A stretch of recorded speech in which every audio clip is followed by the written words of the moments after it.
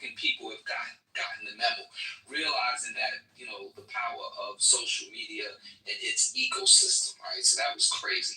But what I mean by different perspectives, so I know what it's like to be in the more conservative companies such as UBS or Goldman Sachs. These are traditional firms, right? And then I have programs that I teach in the Department of Ed here in New York at different high schools. So we target at-risk youth, two different animals. And with the at-risk youth, what they are attracted to in our curriculum is financial literacy 101. And the reason why they are attracted to it is because the way I teach it, I'm not going in there with a suit and tie and hitting them with, complex terminology. They want to know, how do I make money? What can I do? What is my part in making sure that I have a future? And so the course is designed to speak their language and begin to introduce them and draw the correlations between them starting a business, what it's like to go public, and it's just a unique way to teach this particular cohort of individuals who don't have access to the same things that those with means have access to. And the point that I'm making is that overall, that Generation Z and the generation behind that, they are so freaking curious, and they don't want to communicate in a certain setting that's just unfamiliar with them. They want to talk to guys like me. They want to talk to people like me, people who can speak both languages and show them. So the point that I'm making is these type of investors are definitely more socially active. They care about causes. They care about things in real life, and they are going to use their knowledge that we give them to invest according to their beliefs and their values and their desires to not see certain things to think they don't want to be invested in things that they don't agree with. I am seeing that as well. So my question to CEO, my question to you, and I know Concrete was supposed to go next. So you mean to tell me, are you not seeing this? Are you not seeing the trend of our younger people seeking human-to-human engagement more? Like this, and this is a surprise because we all predicted that online was the holy grail. But what we're finding out, these young people are saying, no.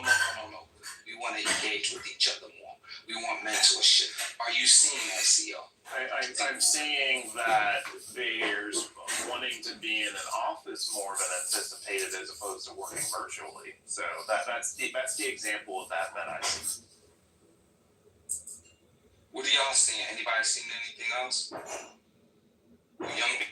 Can I make my point, bro? Well, yeah, go ahead, Concrete. Okay. What I want to, I don't know if anybody else has did, but the level of acrimony and negrosity before Mickey entered the conversation was astronomical. And now that Mickey has entered the conversation, CEO is kinder, softer.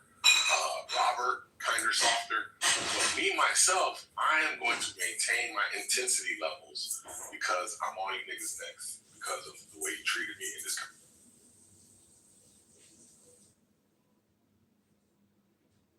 Concrete, is he still here?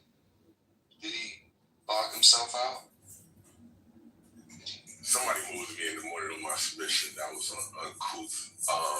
But yeah, I'm still on you niggas next.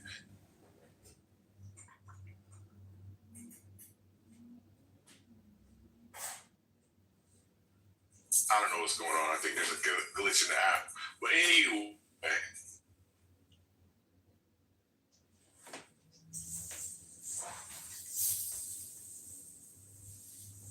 I just want to clarify, this is not me doing this. That had to be Patty then. Patty, please. I think you using the N-word that like you call like you said. Wait, we can't use the N-word anymore? Nah, it's you know what it is, man. It's like, we're trying to have a different type of conversation. That's like probably better language for like one of those relationship rooms. That kind of thing. No. We gonna use it right here, right now. Well, you can. That's your choice. But I'm just saying what it probably is. Carry on, brother. So CEO, what you say? I said I didn't drop you. Oh, it's okay. We're all good. CEO, are you going to concede that the future with regards to unemployment is not as clear as you once thought? substantive your position. Can you concede that since you don't want to say you were wrong?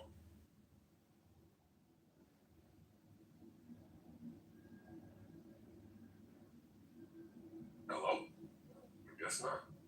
I'm staying muted intentionally.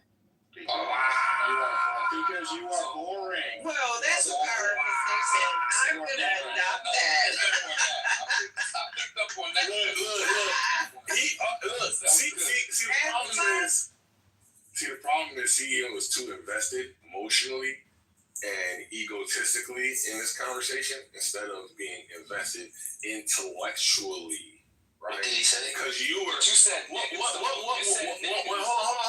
on, 1 second. What this does for you when you stress test your ideas with competent people such as neoliberal, myself, and others, is that you have to put your mind then you become competent, right? Such that you have to open your mind to alternate possibilities, and that you might be wrong. You are benefiting from this as are we, because we get to see how certain decision makers are thinking, and we believe that it's a little myopic, it's a little short-sighted, and they're making real decisions in the real world that you're looking at that's reinforcing your beliefs. That's the issue. Your people like you think like you and predicate their actions on said thinking, and then people like you see other people like you doing things, and now you have this reinforcement loop where now this is the only way you're looking at the world, and we're giving you an alternate possibility, and you're giving us the inner workings of your type of mind, right? Which is going to explain some of the things that we see. So I just want to lay out what you've done versus what the other's done. You've been 10% substance, 45% just purely argumentative, and 45% shuck and jump. He's the one that Simone thinks he is. Whereas Reformed, neoliberal, Robert, and P look to be 100% substantive and engaging in the conversation in good faith. So that's the difference. Well, your critique aside, you could have, if you so chose to keep the conversation elevated, you could have dealt with what I just said, and instead you wanted to offer a critique on how you think I conducted myself, right? Now, obviously, if it were the fact that I was operating in good faith, that would be readily evident, and you could have pointed that out several times throughout this conversation, which you did not. And instead, what you did is you just said, you're an asshole. These other guys are not assholes. Yeah, right? And all I'm asking for you is to acknowledge. It's the wrong word there. Okay. Blatantly, maybe? Okay. So, all I'm asking you to do is to acknowledge that there has been a substantive response to claim, and that you are considering our points, and that changes your thinking on the matter. Now, you don't have to do that, obviously, but I think when we engage in this type of dialogue,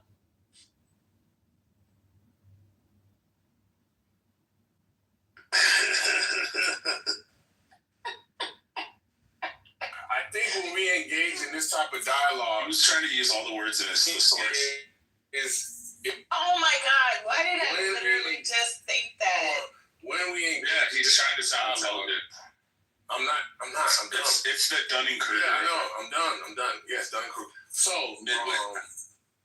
okay, I'm not smart. I'm a midwit. Thank you. So, No, I didn't say you're not smart. A midwit's a person that's above average intelligence and believes they're more intelligent than you. Come on, bro. No, my favorite Yeah, I'm a dummy. teacher used to say, never use a big word when a little one will teach. You're right. It will suffice. You're right. So, something being readily apparent is, I don't know if you think that's a big word. I don't know what else to say. I think if we have Suffice would be a big word. You can say do. I would just like to say everybody should force their kids to dictionary. Let me go look that word up. If you make it read 100 words from the dictionary every day, in about the course of a year, they could do the entire dictionary.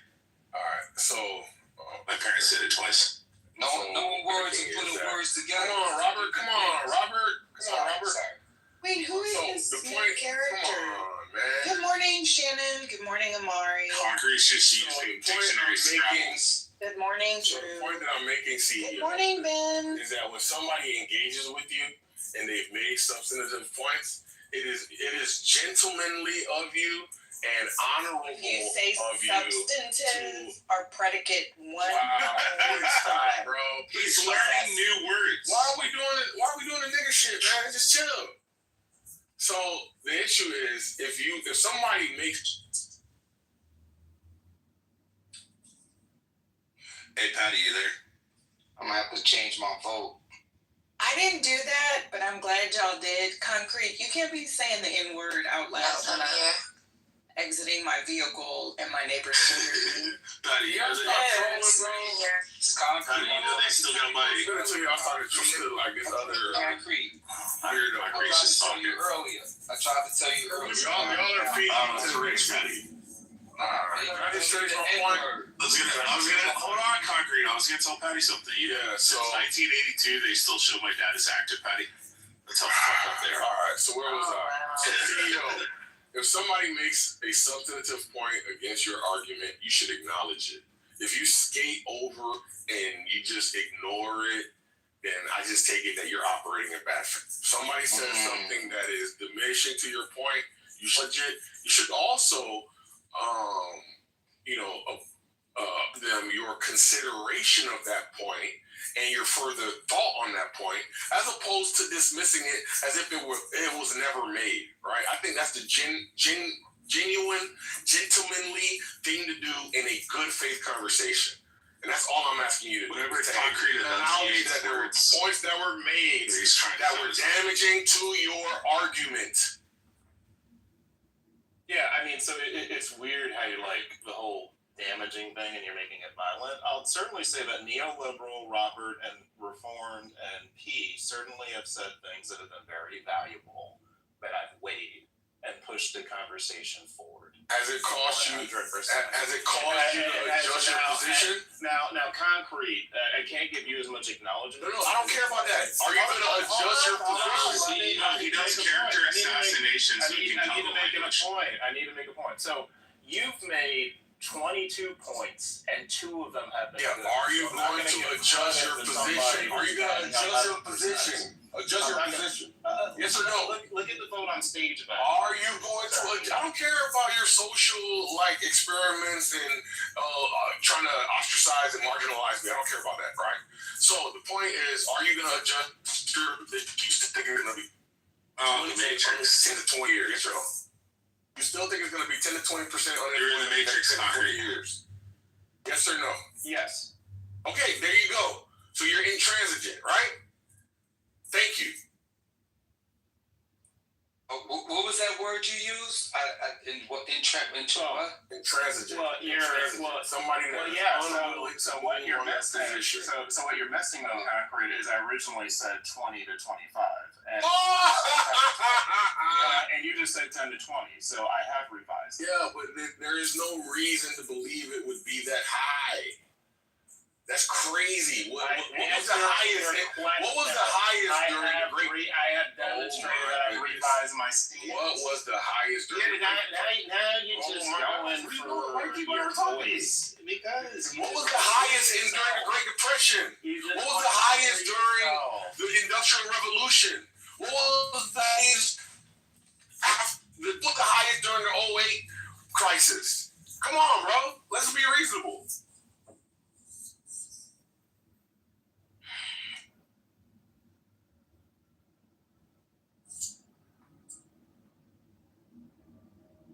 I think it was about a quarter to the Great Depression. Yeah, it's about 25%. 24.9%. 24.9%. Concrete. Yeah. How long did that persist? No. You have already dismissed yourself. You said it never got that high. You've already dismissed. Wait, no. Oh my gosh. All right, I don't know if I ever said it never got that high. I don't remember. I said, when did it ever get that high? When did it ever get that high? I asked the question. So we can look at historical precedents as a benchmark. So we can look at you think it ever got one second. No, I didn't think. No, I didn't think. So what we'll do is we can use benchmarks throughout periods of time and then how long they persisted. You're thinking it's going to be 20% in perpetuity, right?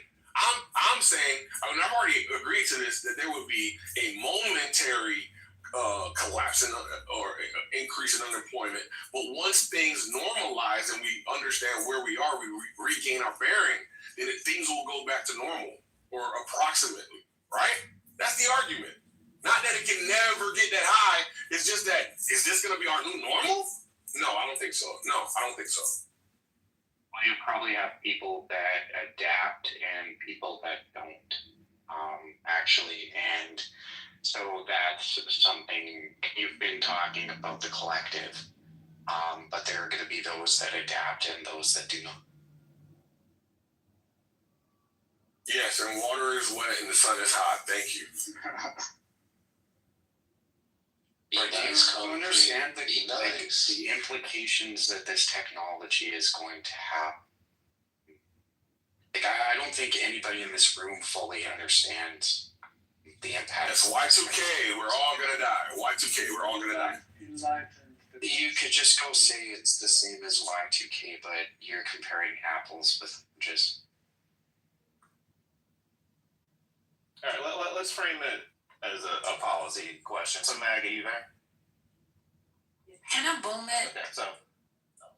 Why? Oh, because it's an old space. That's a. Oh, okay. Yeah, so Maggie, if we enter a paradigm where unemployment goes up significantly and corporations are making a lot more profits, how will policymakers respond in that environment?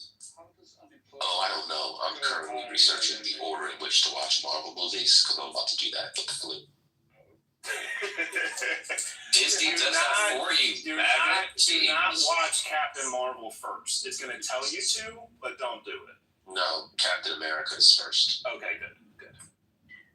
If there is a high unemployment, why would it tell you to watch Captain Marvel I meant first? second. Oh my, I didn't mean Captain second. Marvel? Yeah, because it happened sequentially in the timeline, right? Captain America Oh happened in the my 1940s. Captain Disney Marvel has it in chronological order, all the different Captain movies, Marvel is series. second. Yeah, Captain Marvel Wait, second. so wait, if I just go to the Disney, it tells me which. Yes, there's a lot of If you go to Disney Plus, there's the chronological order of all the shows, including movies, TV series, everything, and spinoffs. I thought Miso knew everything. Where do I search that? Go scroll down on the Disney Plus, click on Marvel, and then scroll all the way down to the bottom. It should say chronological order. I rewatched Star Wars the other day because I'm old. It was actually quite fascinating, and I picked up on stuff that I didn't the first time. All right, if you could choose one character from the Marvel Universe, who are you choosing? I'm choosing the one above all. Or Franklin Richards. Oh. I'm choosing Deadpool. Doctor Strange. Silver Surfer all the way, babe.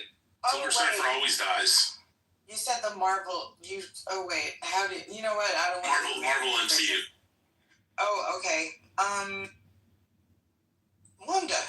I like Wanda. We're going into the robots are coming. We're going into a dystopic reality, and you guys are talking about Marvel. You gotta pick up mega level characters. That's what You're you should talking choose. about. We're trying to talk about something you don't know about. AI. I mean, why would we not talk about Marvel? So let's keep talking about Marvel. What do they call it? The opiate of the masses. It's not one of the opiates of the masses. Dr. Doom with Franklin Richards is gonna be fucking wild. Wait, so is there some kind of correlation that Dr. Doom really was Tony Stark, or is that? It's from an alternate universe. Rumor So, that Tony Stark is a variant of the. Yeah, from an alternate universe, yeah. And then he was adopted. Oh, okay. It's in the comics. Y'all need to stop right Oh now. my God, y'all sound like my boys. No, we're gonna keep It's in the going. comments. Enough already. Enough. Damn, CEO. Now put a green next to my name before I get mean. You understand? Now. Ooh, She-Hulk first lady. I'm just teasing. Sorry, I had to put belt to ass CEO, but you kind of asked for it. Y'all sound like my boys when they're like, Mom, there's an alternate universe where Deadpool kills everybody. And I'm like, oh my God, he's such a crackhead. Deadpool kills everybody? Anyway. Oh God, here comes Ray by because we talked about MCU. You can go drop dead. Who are you choosing, Ray by? Ray, don't Choosing Franklin Richards or the one above all? You gotta choose Omega, come on. Isn't Franklin Richards a mutant? No, he's got cosmic energy. I mean, he's technically mutated because he has cosmic energy. Well, no, I thought he had the X gene, but no, I mean one of them. No, he doesn't have that. He got it from his from Sue and his dad just because they went into space and they got the cosmic energy. How about what's his name? Fucking Beyonder. Real dumbass ladies that are tired of living. So what sound does SW make? Start talking shit Swan. all the time. Like Swan. It makes Okay. Right, so all of a sudden, when you got the word sword, it's not the the W word. side. Dude, Hold you on, put a hold C on. in front of the W No, Doc. with one an second. H. If She said sword. if I take the D off of sword, right, and I put an N, what's the word? Sworn in, girl. She got sworn in. It's a word. It's not sworn in. It's The word sworn is in. You know damn well whoever created the language couldn't read or write. Jazzy. It's sworn in. Wait, That's shut what I'm saying. That's why I don't like teaching kids because they be so confused. They're like, well, when is the W silent? I don't know, little kid. I don't know what Are you're telling you talking about? It's silent now because they said so. Hey. That don't make no sense. A bunch of retards, Jazzy. Maybe Well, let's find out. If you're in court and you're being asked and they tell you to raise your right hand, you are being sworn in. Comrade, my name is not that you judge. My name is Comrade Junior. We are from Moscow, KGB. I got something for you. It says the W in the word sword is silent because it was once pronounced in the English version as SWORD. But the pronunciation eventually merged with the following vowel. This happened because both the W sound and rounded vowels with lip rounding, making it easier for the sounds to blend together over Yeah, time. but that's not the initial pronunciation. So let me ask you to Google this. Is the W and sworn silent? You mean like swan? Like a blue No, swan? sworn in. Being sworn in. We know that's not something I could think No, okay, but I want you to tell us why it's not silent. Because it's SWO. Look up, it's the W. Yeah, you're dumb. Yo, can I tell she if they eat a dick or not? No, can you look up? That's all right, I'll look it up. That backfired. It's the W in sworn. We know the W is not silent. What the fuck? Dumb shit Bro, we can know. you leave me alone? You see how you read the definition of the reason why the W is silent? I'm telling you, when you change an N to a D, it does not change the prefix pronunciation. The fuck, that's why I said y'all are dumb and they just dumb y'all down. I'ma say sword, nigga, because I know how to read. That's what the word says. SWORN being sworn into jail. Now you know what they be You're Jazzy, manipulating words. It's not swordfish, it's swordfish. That was pretty funny.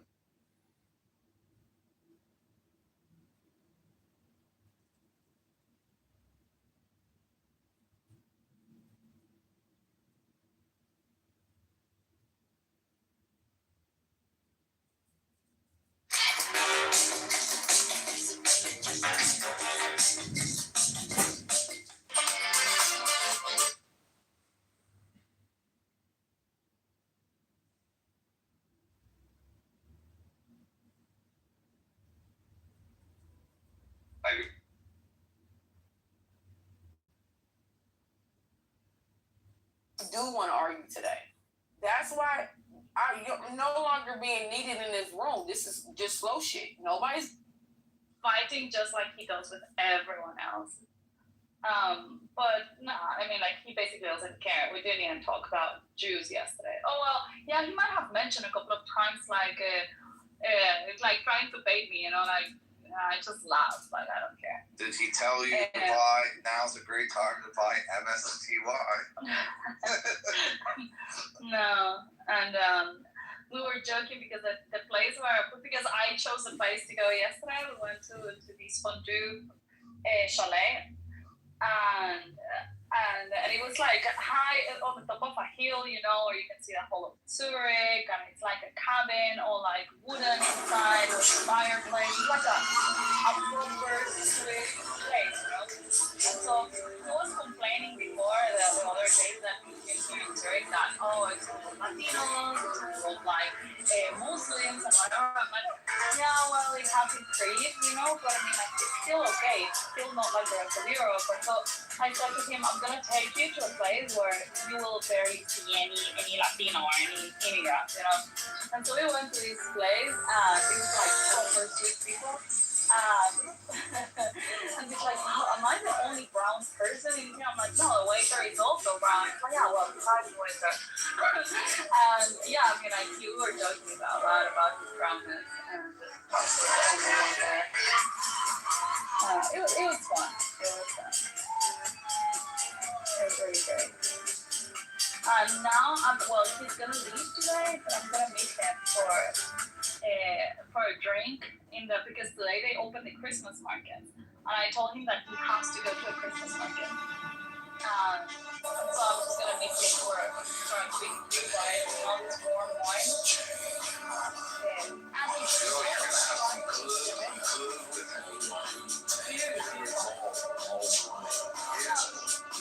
Mulled wine, but the mulled wine is sort of. I know.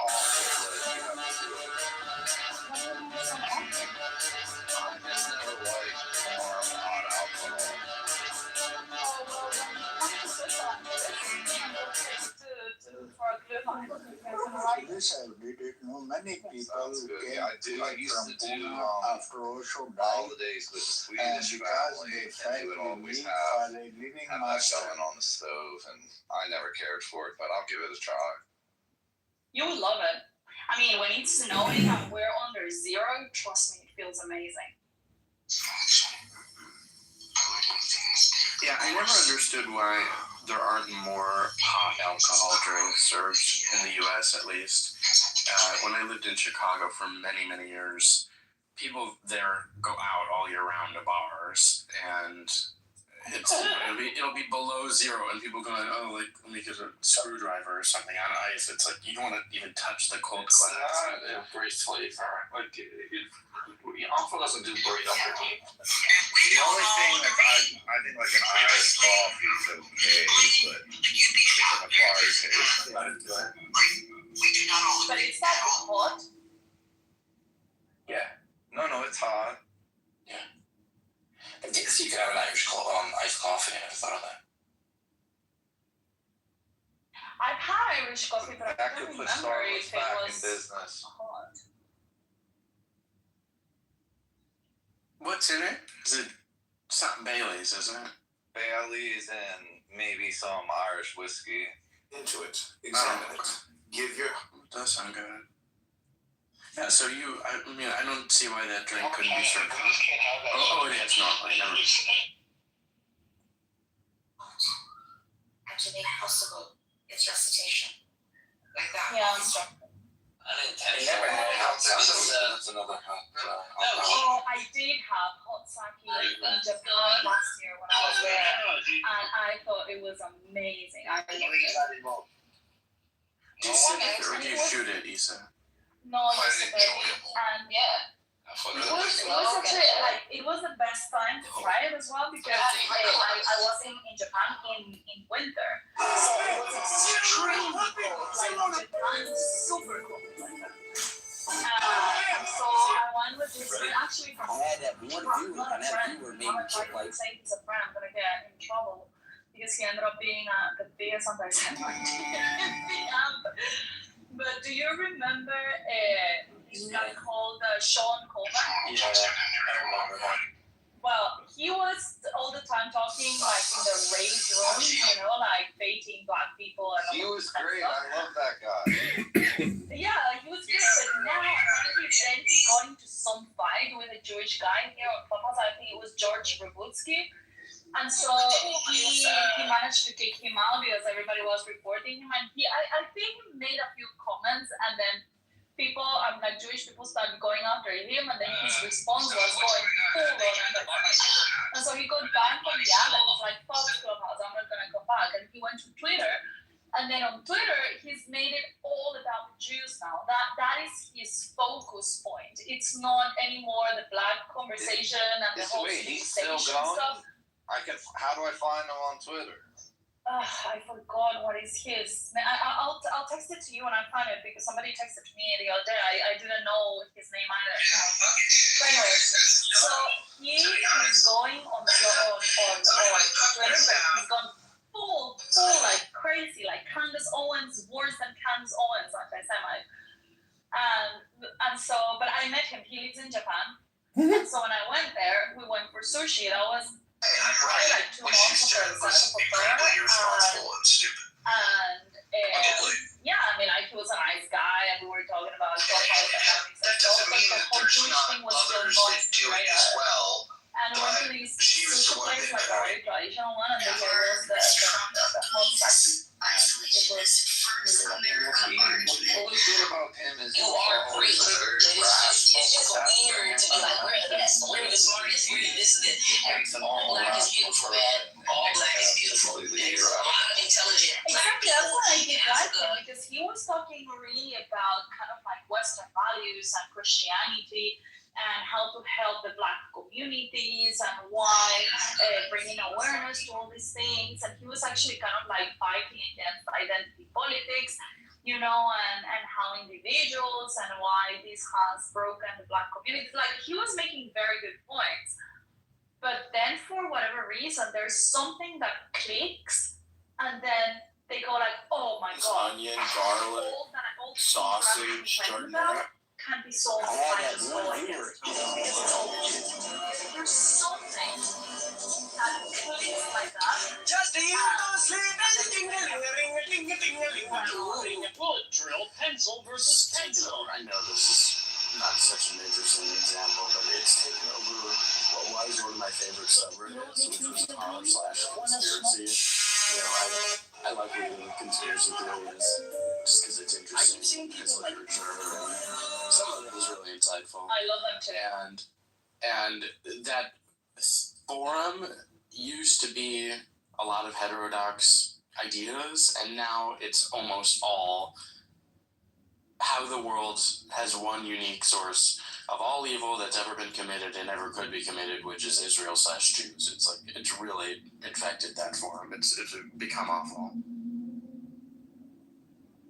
But that thing is what I don't understand where it comes from, because it's like you're making sense of stuff, like you are against communism, and you're against identity politics and Marxism and all of this kind of stuff, and you protect the individual and but then there's something they learn, I don't know what it is, but then all of a sudden, all this communism and identity politics and all of it, it's because the Jews created it. All of it? There is something inherent to the human condition that we're always looking for the one thing that will make everything better. That's a malady, inherent to our species, and it might as well be the Jews. Well, it is true though that one of the biggest threats to the Jewish people in Israel are the leftist Jews in a way.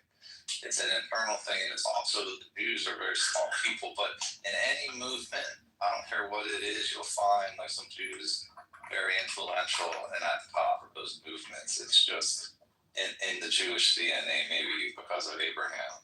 Well, but that's also a thing, and I agree with that. And Douglas Murray actually was saying it in his last speech. He was saying, I don't know if it was him, but I heard it very recently, and I fully agree. The fact that you guys are overrepresented in places that makes you very relevant on both sides of the aisle, right? I mean, like both if you do something good, but also if you invent something bad. Like for example, Marx was a Jew, and so it's like, oh well, we need to blame it on the Jews. Like if he was coordinating with the rest of humanity that included Jews in order to come up with Marxism.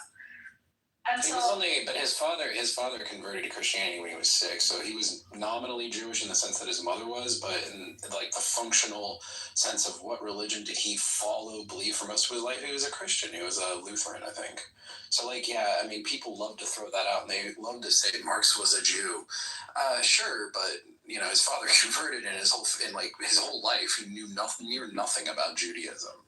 Like, he was not raised in a synagogue. He did not grow up with the religion. You're right. that's fine, but for them, for the narrative, Sure. all of that, it's just nuance. It's blood quantum. It's the blood quantum nonsense, right? Like, you have a single, you know, maybe maternal or paternal Jewish relative. You're damned. You're now. This bitch is fucking stupid. Jews who are actually She's stupid. actively Jewish. She just says it. Waste all her fucking time. Israel, oh, you're not a racist, right? And then everything else, oh, you're so Jewish, right? Okay.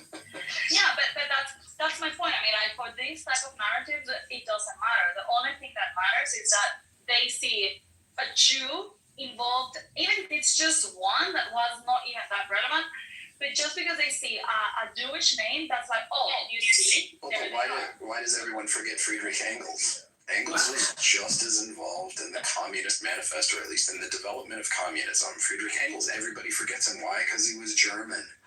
Nobody fucking cares. No. I don't think that matters. They believe also that he was evil. You know, so sure. And that's the thing, like, you guys have got I mean, the Jews are everywhere, just like the Christians are everywhere, you know? So it's like, yeah, but if you see a Jew, it's like, oh, you see, I was right, also a Jew, you know, that comment. So something makes a click in the head that is like, oh my God, I just see it now. Well, it's tradition, it's composition fallacy, right? This is the like problem with American education is it's a pretty poor education system when you think about teaching people how to work through an argument and say, well, if you argue from the particular to the general, that's actually a logical fallacy. That's called composition fallacy. You cannot argue that is what is true of one person who's part of a group is true of the whole group. Correct. It's just, but that's correct. The level of it. Correct. It's a nos. Everything. I mean, we suffer from it. You guys have retarded people too.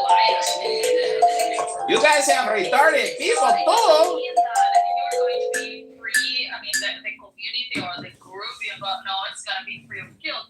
Which is something that they also claim. Like, it's like, oh, well, they just want to play the victim as if all of them were good. It's like, no one is saying that everybody's good. There are also retarded Jews and very evil people that that are Jews, but it's not because they're Jews, just happen to be Jews, just like we have a lot of retarded people and evil people being Christians. And just because you have, a priest that is a pedophile doesn't mean that all Catholics are pedophiles. It would be just as stupid, you know? And Douglas Murray was making this point. He was saying, well, if you are saying that the Jews are the ones pushing the movement of illegal immigration and trying to subvert all the Western society, I mean, I could make the same claim about Catholics, he said, because the Pope, like this Pope and the previous Pope, have been very, proponents, of immigration and why the West should be accepting a lot of people that are from another culture. So if you want to go there, we can go there. And it's the head of your church that is actually promoting these things. That doesn't mean that all Catholics want to destroy the West, So it's just faulty thinking. It's lazy. It's really... It's always devil in detail. And sorry, you're right in general terms. But that is, like what you described, is also a principle of induction, which is not a fallacy. It becomes a fallacy when you... what is she hyperverbalizing about? She hangs out with anti-Semites and makes excuses for them and claims Jews are retarded. It necessarily means that, is this chick retarded or on Adderall? Only white, right? So there needs to be And it's a very fine balance because you need to have some sort of skepticism about your presumptions, but you cannot be radically skeptical because then you become nihilistic about everything because nothing, you have no ground, you become a complete relativist about everything. It's finding the perfect balance when you're absolutely right. We need to educate people on this. They need to understand what's happening.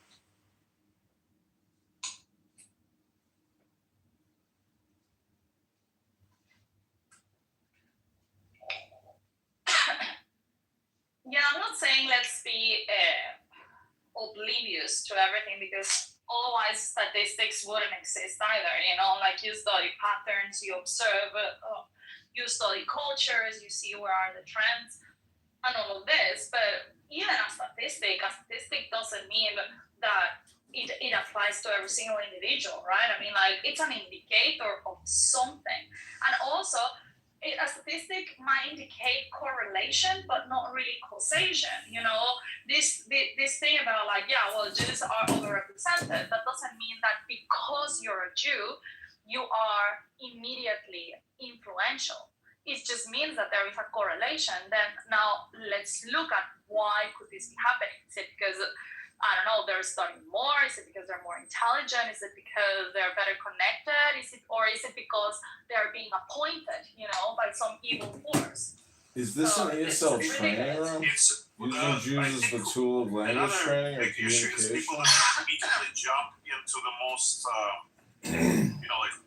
most available explanation for something, and they don't explore other possibilities that might have higher explanatory power. They kind of settle with what is, quick and easy to understand. And, a couple of Jews cheated me. Oh, that means all the Jews are cheaters. Exactly. that type of all men are the same. Exactly. I don't trust any men. They're all cheaters. No, some men are cheaters. Yeah, and it's important to keep, Dawkins has this brilliant phrase that you need to keep an open mind, but you cannot have your mind so open that your brain falls out. And the same with your legs. Yeah, people just tend to go to one radical position or the other one. So they either all embracing or, skeptical about everything. I think in the case of anti-Semitism, the primary issue is the emotional basis of it. People stereotype communities all the time. People from islands, people from hilly regions, Russians, English, French, Germans. We have stereotypes. The problem is when the stereotype is based in hatred, and then because you could reason any of the stereotypes about Germans, French, black people as a praiseworthy thing, as a disinterested thing, or as a hateful thing.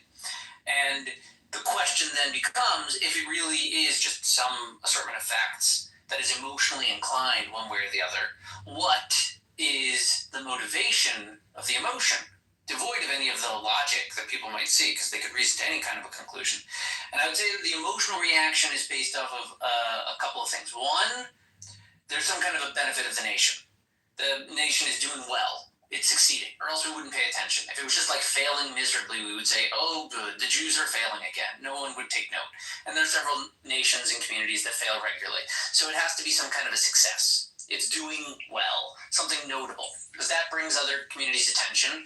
And then the natural question when we see something good happening to another community is, how can I get the exact same thing for me? I want the good thing. I want the money. I want the power. I want gold. Who cares what it is? And then you hit into a problem. Because the simplest way for any human to get exactly the same thing another human is doing is to act exactly like that human. And that's where they run into a problem. Because then the Jews say, oh, you're not a member of this unless you do that or the other. So that creates the emotional impression of, I want a thing, and I'm already being deterred from access to it, which leads to, again, the emotional reaction. Either I want that thing, the blessing, and then I would go and copy the Jews exactly like them, but that would be difficult. The far simpler position is to emotionally say that this thing which is removed from me should be be removed from me because it is in fact bad. So then, instead of all the justifications I had that brought me to the conclusion of a good thing that I would want, all of those are things that are evil, bad, things that I would avoid, and I am superior to them because I'm not like them. So every blessing they have is a mark of their disgrace, which is why, by looking at the same things, one person can say, oh, look, the Jews are people doing stuff. Another people can say, look at the Jews, they're succeeding so well. How can we learn from them? And then the final person will say, oh, look, the Jews, they're doing well because of their evil. Or because of their Jewishness, and that's bad. You know, same thing. Meaning, like the ultimate goal of an anti-Semite is for the word Jew to be synonymous and with evil villainy. Like this sentiment arises from the rejection of the group, from the group that you want to be like. Well, it's, you know, this is actually, Michael, this is a very good, like... this is what I call an ESL education training room. The only thing I would add to what you were already saying, it has sort of like a background of preying on the group that is isolated and does not have any means of remedying their position, you know, of an alien within, you know, the larger social... All of that makes it just more annoying. They shouldn't be succeeding. Yeah, exactly. And that makes it more clear that they're either cheating or blessed by God, and we don't want to believe in God right now. Well, it has, I would say the first one is more potent than the other one. Their cheating is a much easier answer. Yep. You can see it. It requires the least amount of work, especially if you're told you can't join the club. Exactly, and that's the, you know, like that is the same kind of dynamic. For example, in the post-Soviet, what's interesting about that dynamic is that it transcends, you know, like this specific conversation. Right, and it's human. It can be, witnessed in other situations, like, you know, the post-Soviet environment was exactly the same.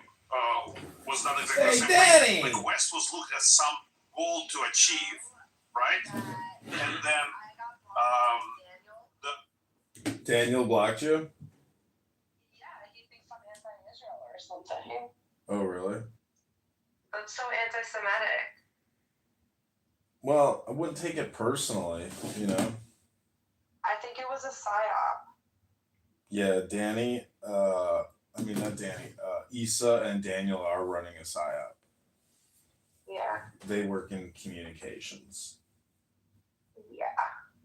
Just like you, my favorite little crisis actor, you. You ready to do some crisis acting today? We need extremely good performative artists.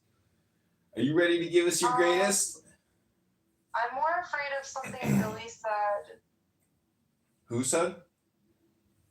Billy scared me. Well, don't be worried. This is just Clown House. It's a holding facility for the neurotic and mentally ill. Which is, I'm a decent guy in my community. Jews are scapegoats. I think it's like, and it goes. It's more a persistent problem of a succeeding foreigner that we can observe. Exactly, it's the same thing in Asia. The same thing happens in Southeast Asia with isolated communities. The Asians are like the only people that take the opposite message. The Asians look at the Jews, do think that they are somehow manipulating and controlling all of the money and the wealth, and they say, that's amazing, I wish I could do that, we must emulate the Jews. They're like the only people that have that reaction. In the Western Hemisphere, but I'm talking about the Southeast Asia, because they have some tension within, successful minorities in the countries in that region. There's exactly the same type of dynamic. Hey, Scott is here. Drastic, the man with a taint. By the government, and I think by the society. It was Indonesia with ethnic Chinese and Indonesia. That's right. That's exactly correct. Yeah, they were big. This is what I like to call an ESL education training room for people trying to learn English words. This is why Scott is so invaluable, because he has a podcast called Invaluable Words. What is it called, Scott? It's called New Persuasive Words. New Persuasive Words. It's a Thornton Wilder quote. He said the revival in religion will be new persuasive words for defaced and degraded old Well, I gotta tell you, I'm so sick of listening to Issa this morning. She must be the dumbest person in the world because all she does is repeat herself nonstop on this app as she. I can't see her room. What's her room called? It's called Middle I East got blocked. Drama. Yeah, I got blocked by Daniel because I got accused of running an anti-Israel room. Oh well, maybe you were. Well, I don't think I was, but it was a good psyop. It was a good reason to block me, I guess. Well, I have these things in life called to-dos, and 3 of my to-dos today are to file 2 motions to strike and 1 response motion to strike. So I have to get to my other office and make these legal pleadings to the court on behalf of the campaign. So Scott, Danny, let me give you Issa Cunt. Because I already can open like rooms, but I just don't know how to. I'm a little bit retarded and so I need your guidance. But just make sure somebody else is there in the room with you at the same time. Yeah, no problem. I'll help you whenever we can talk later. Oh, I see it now, actually, because he must have left. Scapegoating. Yeah. Jews are scapegoats, and instead of imitating them, they want to blame them. That's it. Yeah. I mean, Scott, you want to do a Bible reading today? The problem presents. You want to do the Book of John read by Scott or the Book of Matthew? When are you going to the office? Right now, I got to go to my other room and submit the files. It's on my desk. Oh, yeah. Nice. Yeah, it's on my Nice. desk. How's the campaign? It's good. I'm fighting motions to strike right now, and they're doing a hand count of all the petitions today. And we will find out if I'm short, and we will find out hopefully if the other opponents are short. But yesterday, everybody had to file standing objections, which I think is just like a generalized objection to the electoral count or to the petition count. So it keeps going. December 3rd is the final day. And if they kick me off the ballot, I might get somebody else kicked off the ballot. It could be the congressperson. It could be the Democrat candidate. Or I might be the only person kicked off. We shall see December 3rd. But there's always the option to be a write-in candidate after they kick me off. So the campaign, Scott, will never end. It will just keep going until election day. Go on. Fight. Endure until the end. But if the voters have to write my name in, it would still be an amazing feat to get a couple hundred votes as a write-in candidate. But hopefully it won't happen because at the end of the day, the election board are the ones who determine who gets to stay on the ballot. And if I can make legal pleadings discussing the burdensome compliance issues of petition gathering, I mean, they may or may not let me on. But my friend Max says that he has seen them let people on that do not have the full number of signatures because they made constitutional cases as to why they shouldn't permit it. So, but this Issa's Middle East Drama it's the exact show that she has every single time. To me, it's brain rot, but it's actually still better content than maybe other things on this app. But generally, I like to just listen to Dao Beijing. You know what's very interesting about Issa? In the past year or so, she's moved significantly on Israel, and I always find it interesting when anybody changes their mind as an adult because it's not easy to do, right? You get certain inputs, and we're just reflexive on lots of things, and she has become more Zionist sympathetic, more very interesting. I mean, like a year ago, I'm not saying she was like rabidly anti-Israel or something, but her rhetoric has changed, and her position has changed. Not just her rhetoric, her position, I think, and sentiments have changed a bit. So it's very interesting to me. See, that's what the novice observer believes. I have observed her for quite a long time. I would put her in the bucket of having always been a fascist and still a part-time Jew hater, in my opinion. She just had in her PTR right now, she has a photo of her with British Hodel, who's an anti-Semitic Jew hater, and she has her arm around him. She's hugging.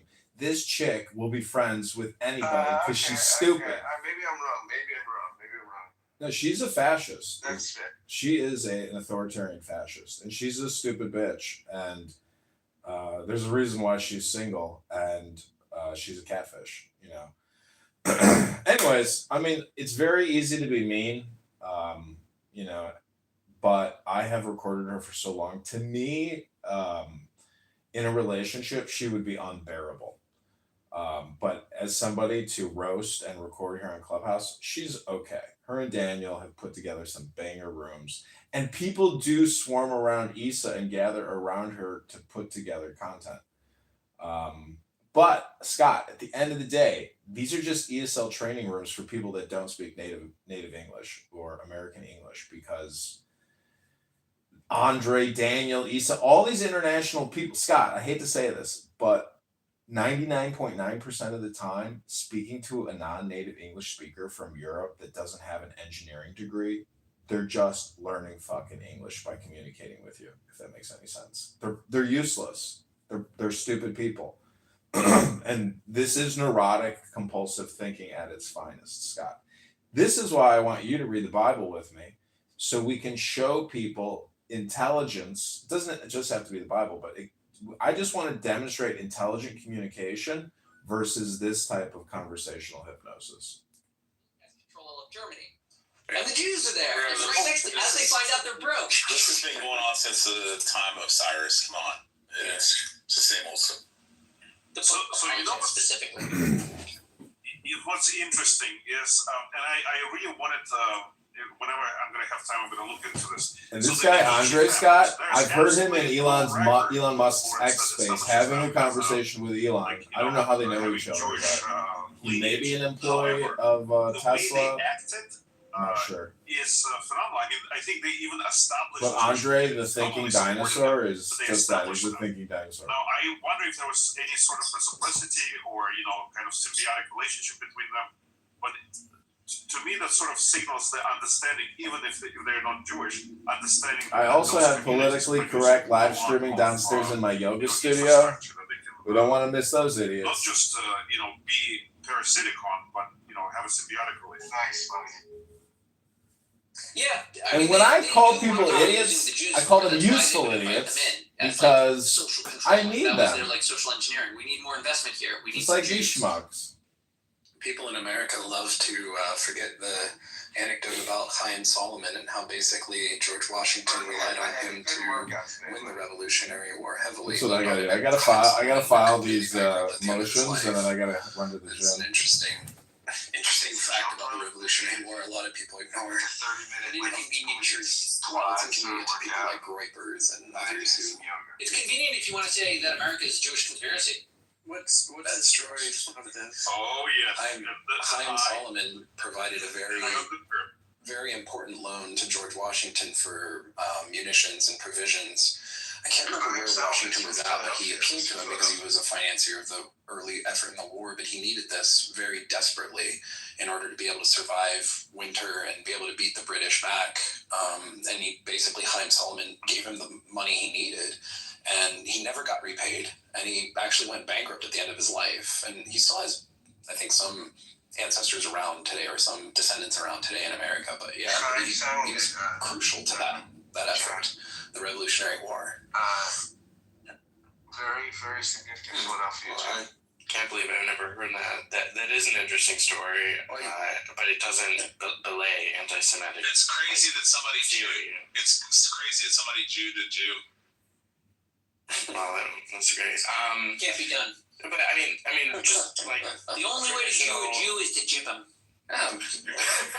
Traditional anti-Jewish theory over time is just the Jews fund all wars and always have, and are the beneficiaries and financiers of both sides of any armed conflict. So but that's like but that's this facile belief underlying that every war is bad. No, not every war is bad. And if you're going to say there are good wars, then let's look at the good wars. And well, if Chaim Solomon funded it, then you can't just recline back on your stupidity of anti-Semitism and say, so you Jews fund all the wars and all wars are bad. You're a fucking moron, essentially, right? Like the Napoleonic War. I mean, any of the wars that like Rothschild funded. I mean, you want to say like the Napoleonic War was bad? Pay all the slave masters for them to free all the slaves in England. Yeah. But I think they're missing the point. I think it was the right saying it. I don't know if it's As if this room has any fucking point. It has no point. This is pure brain rot. Both sides fight Jews, meaning so if on the attacker. Scott, this is why I hate people and why I have a hard time working with people. Like saying, yeah, they're funding Hamas and at the same time they're funding Israel. Because it's so stupid, Scott. It's just a fucking waste of time. And then they can That's what I say. It basically it's non-native English speakers practicing their English language skills. That's it. So they have to create content or some topic to discuss, and all Issa does is talk about Jews. She's just as bad as the people that she criticizes. And she has spent years hanging out with hardcore Nazi anti-Semites on this app, platforming them, conversing with them, meeting with them, sharing, being open with them. Taxation, but maybe not as much as she used to. She maintains the green bean. Had any support from the bankers at the time or Parliament, maybe? I don't know all about profit, though. It's also remaining neutral in a way for your own rival, because you don't know who's going to win. Yeah. Yeah, I mean, investing in either side of the war as a Jew is a risky situation. You could be investing in your oppressor, your future oppressor, or an enemy who will label you as a traitor. You're not in a good spot, no matter.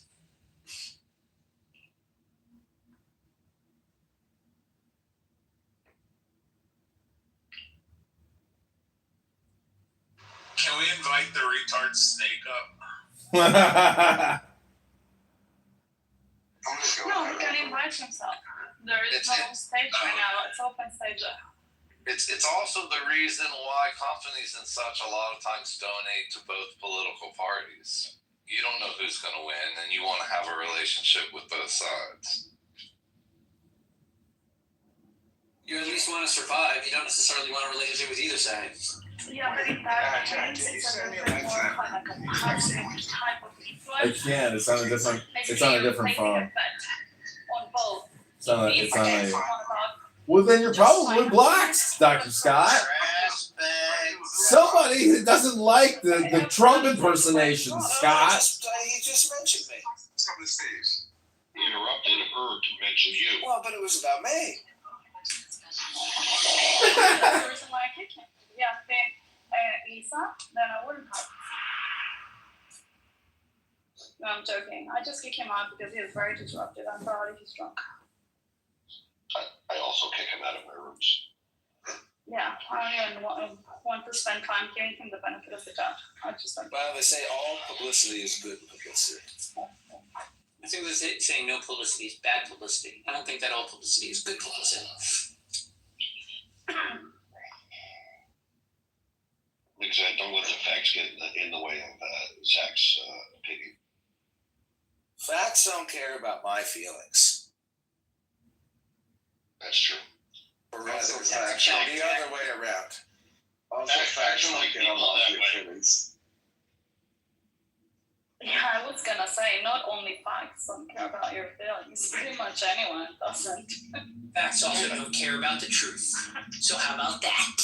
I don't think that they're going to understand the difference between facts and facts. Oh, facts. I said facts don't care about what you. Well, never mind. Do you speak on behalf of the facts, Daniel? Yes, I know some of them. Some of my best friends. Scandalous. Okay, got a new room open called Issa and Jewish Public Relations Show Consultants. Yeah, so this is at the gist, of also the second He's war a Southern man. Welcome to the exact show, Southern man. And so they were happy.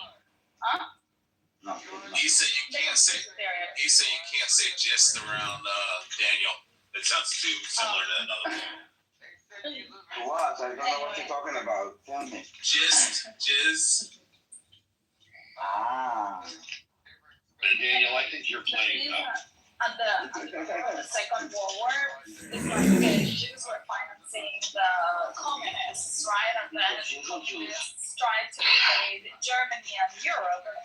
And and then I'm good. I gotta go to my other office right now and generate some motions to strike and response motions. I'm a lawyer running for Congress. I play a congressman and a lawyer. behind all these people, you know, in this country.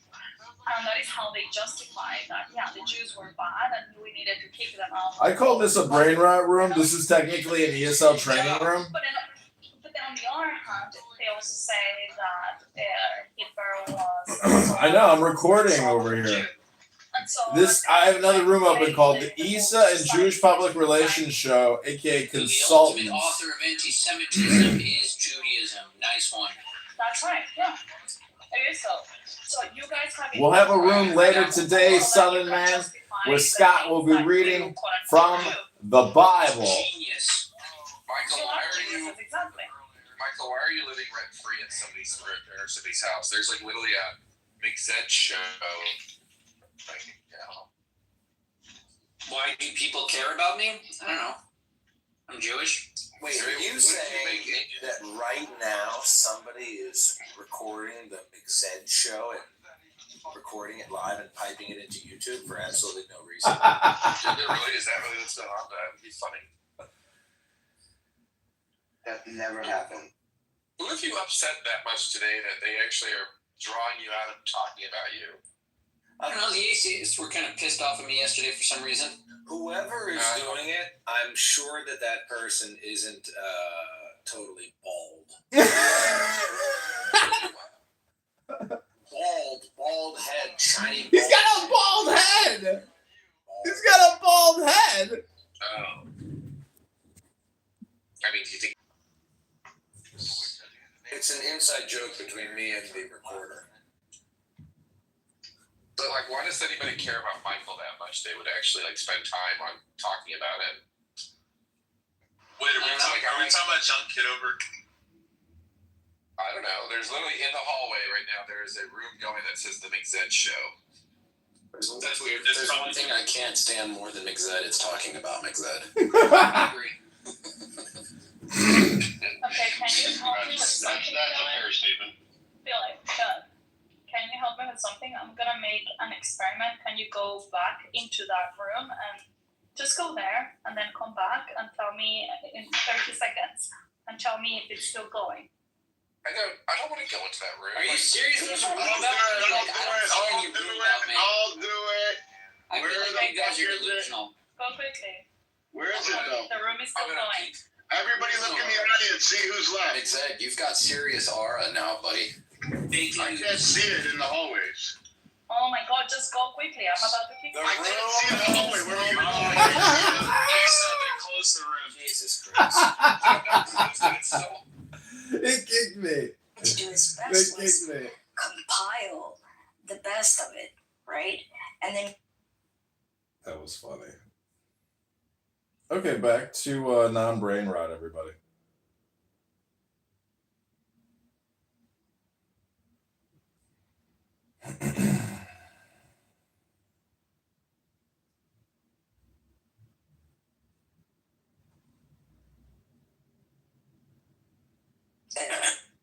So,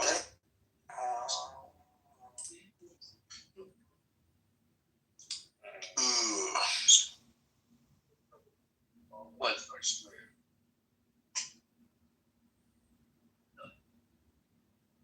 Everyone, do you think in Swedish? Of course. It's not all thoughts, right? Like, as in, are there some, like, so for instance, when you think about philosophy, do you think about that in Swedish? Or when you think about, I don't know, the social dynamics in this environment, do you think about that in Swedish?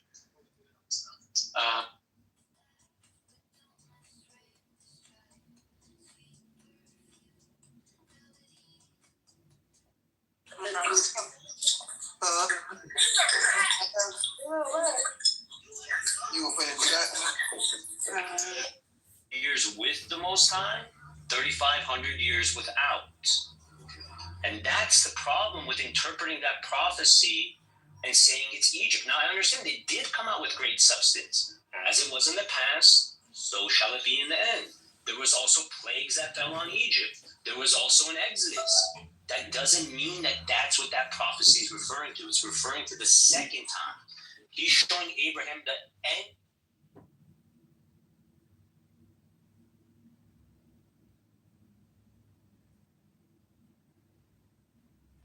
Take a seated position.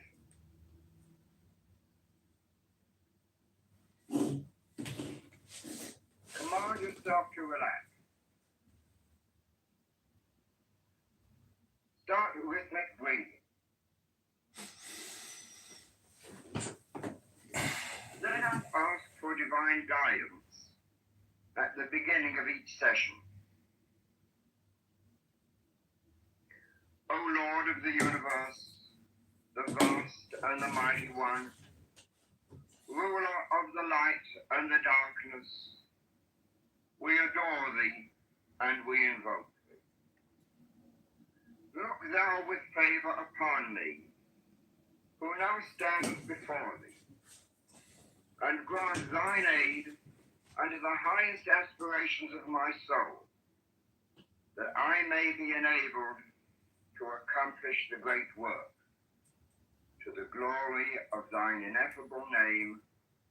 Amen.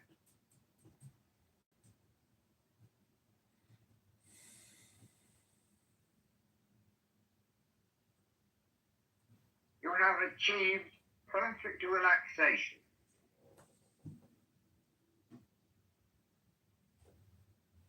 Your mind is at peace.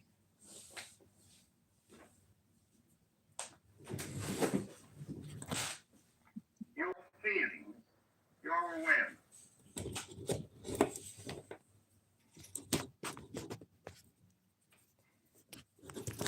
Imagine now that hovers above you another being who represents your higher self, your holy guardian angel.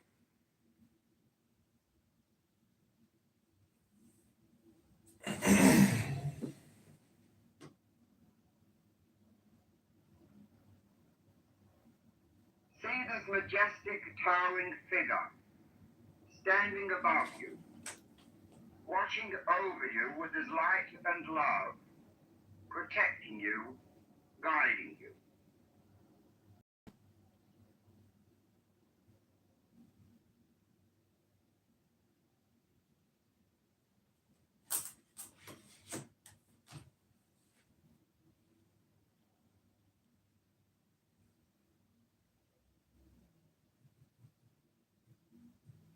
With each breath you take, you aspire and yearn to be one with your angel.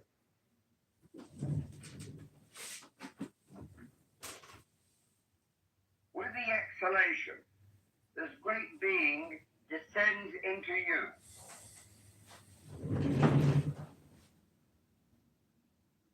You and your guardian angel are becoming one.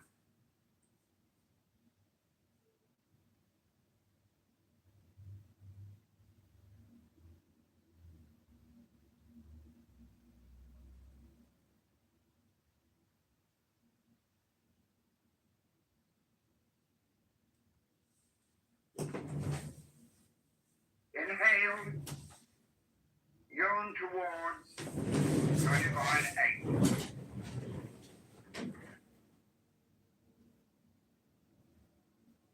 Exhale, he descends and occupies your being.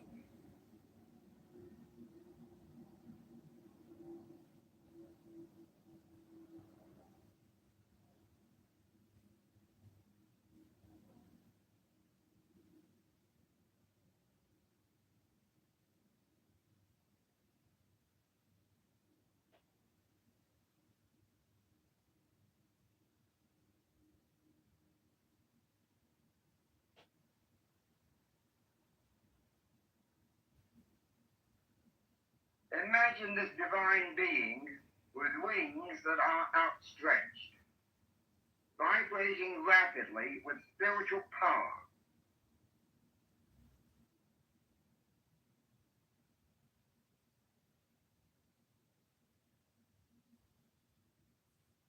He stands above you, benign, gracious, beatific.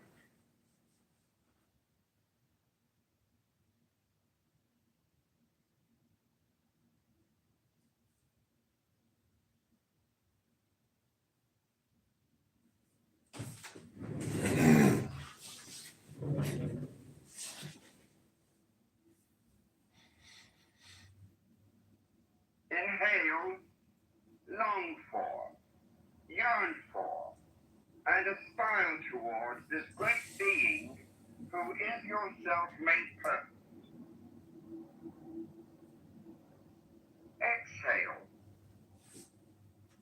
Imagine and feel this divine spiritual figure descending, occupying your body, your mind, your soul.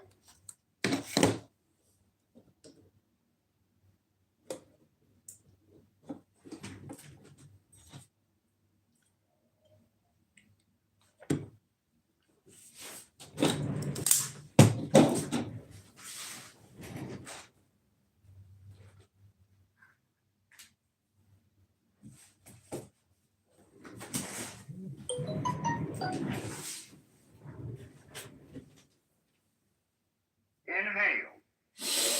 And imagine that you are lifting up your arms towards the heavens, towards the skies, aspiring towards the eternal being who is yourself.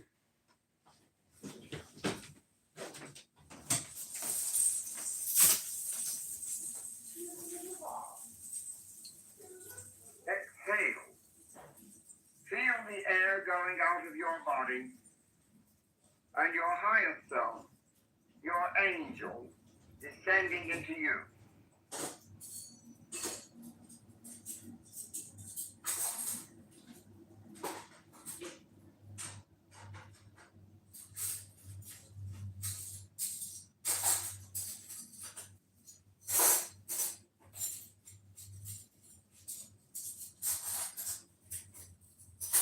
Inhale, aspire,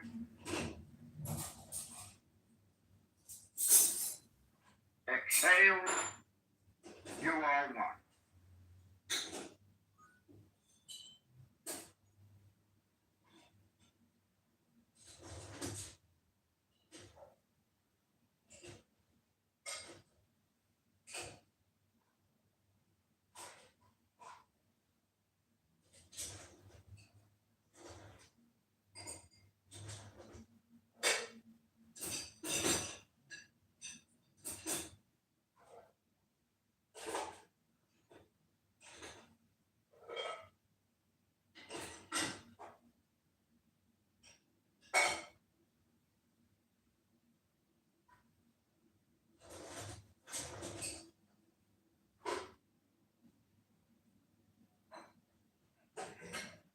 Your holy guardian angel is the symbol of your higher self.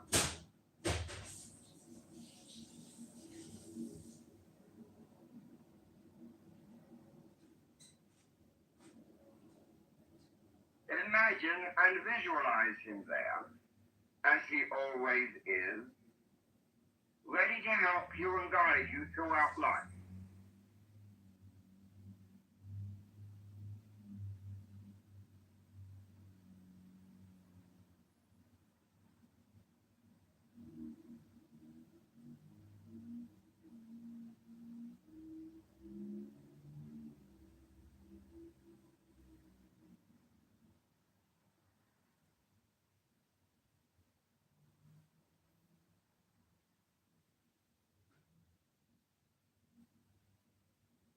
As you inhale, yearn for your guardian angel.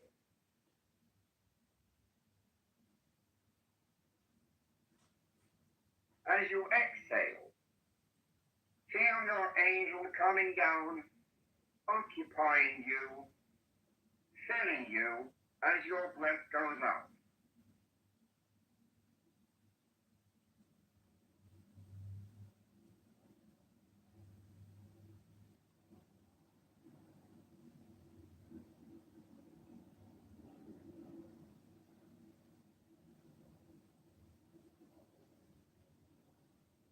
Inhale, aspire, exhale, you are one.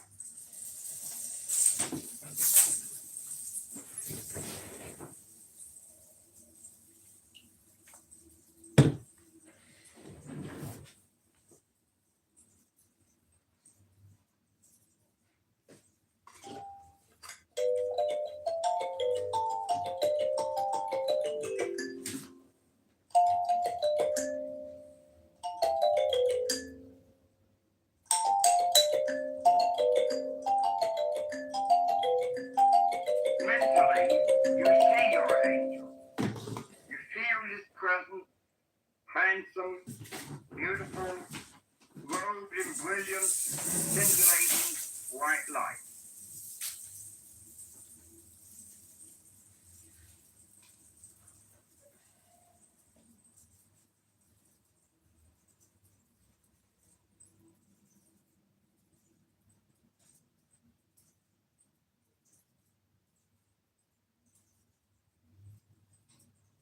Inhale, aspire, exhale, you are one.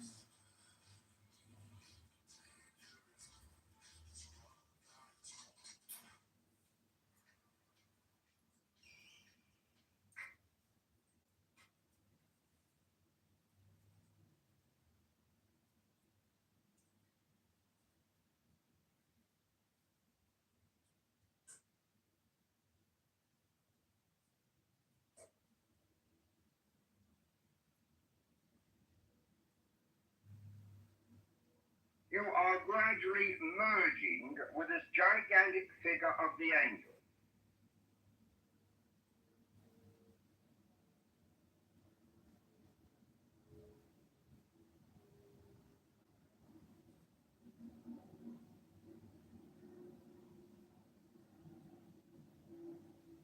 This is your higher self, your guardian angel, desiring to be with you, and you to become united with him.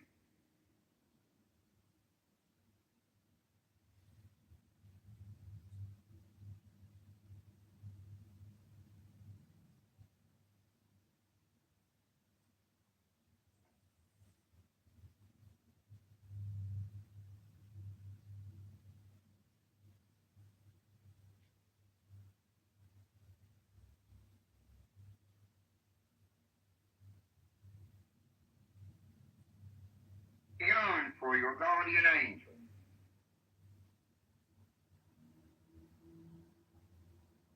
You and your holy guardian angel are one.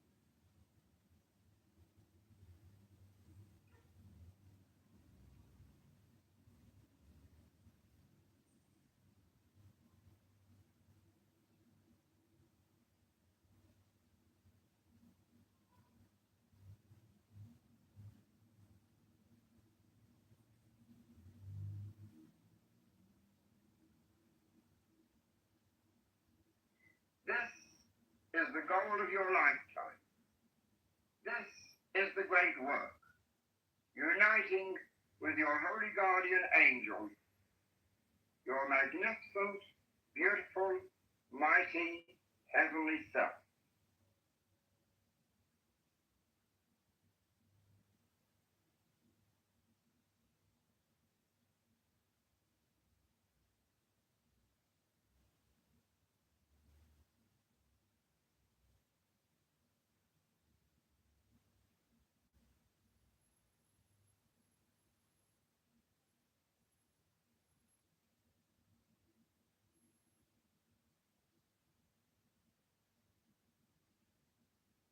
Meditate quietly.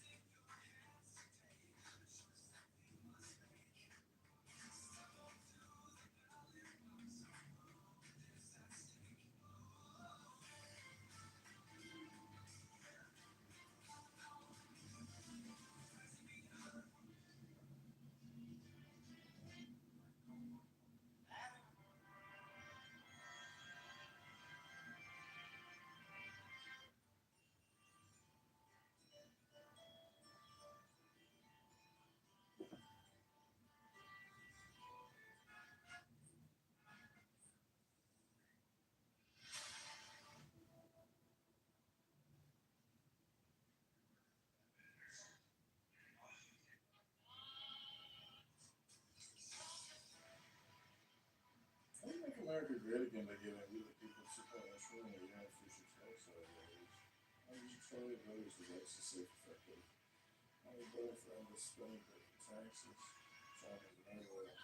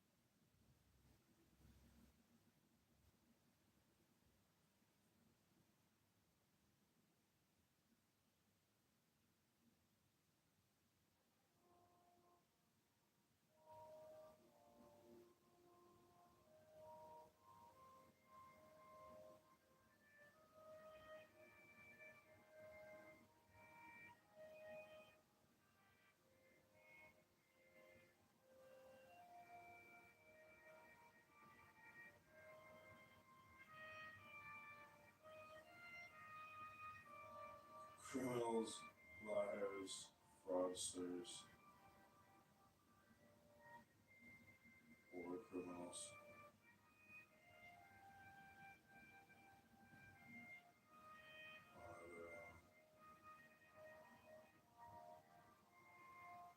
Criminals, liars, fraudsters, war criminals on their own.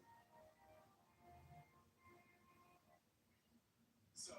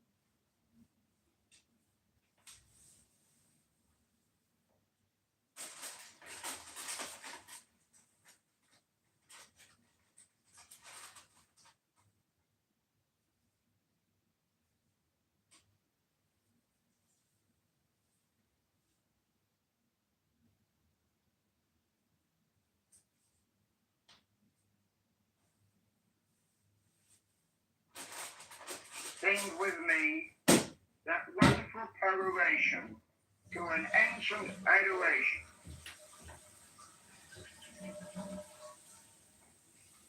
I am he, the born, the spirit, having sight in the faith, strong, and the immortal fire. I am he, the truth, am he who hates that evil should be wrought in the world. I am he that lighteneth and thundereth. I am he from whom is the shower of the life of earth. I am he whose mouth ever flameth. I am he, the begetter and manifester unto the light. I am he, the grace of the world. The heart girt with a serpent is my name.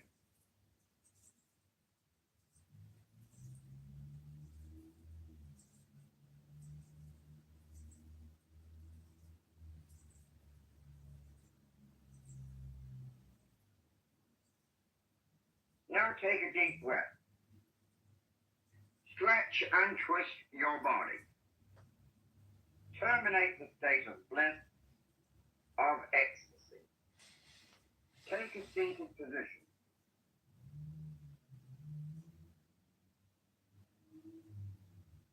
Command yourself to relax. Start rhythmic breathing. Let us ask for divine guidance at the beginning of each session. O Lord of the universe, the vast and the mighty one, ruler of the light and the darkness, we adore thee and we invoke thee.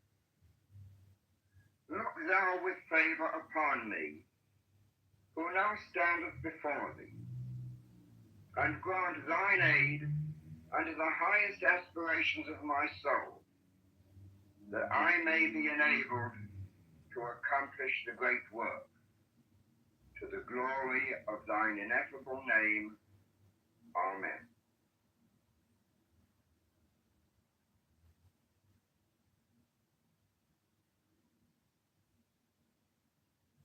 You have achieved perfect relaxation.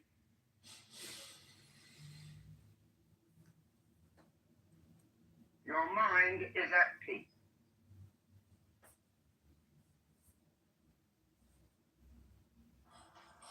You are now able to concentrate yourself on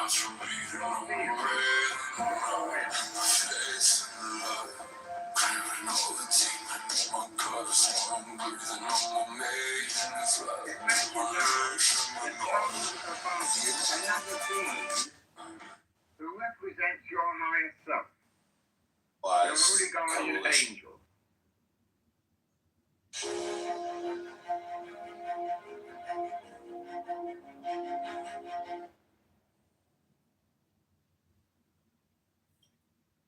See this majestic, towering figure standing above you, watching over you with his light and love, protecting you, guiding you.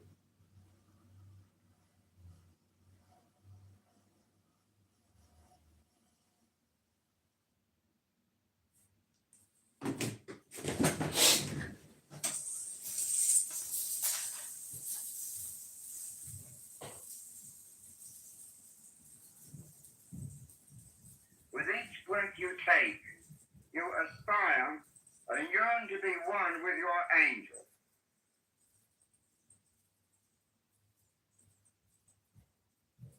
With the exhalation, this great being descends into you.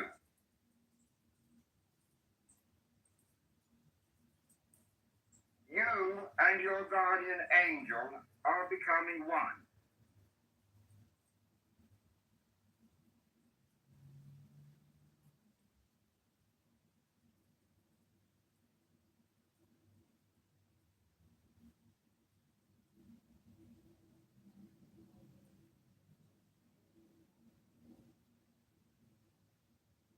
Inhale, yearn towards your divine angel.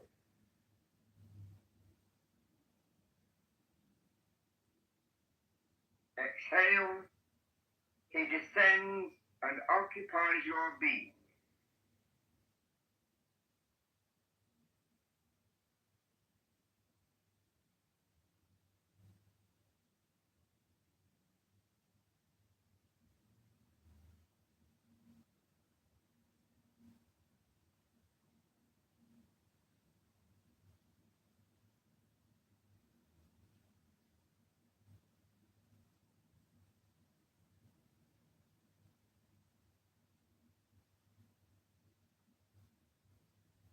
Imagine this divine being with wings that are outstretched, vibrating rapidly with spiritual power.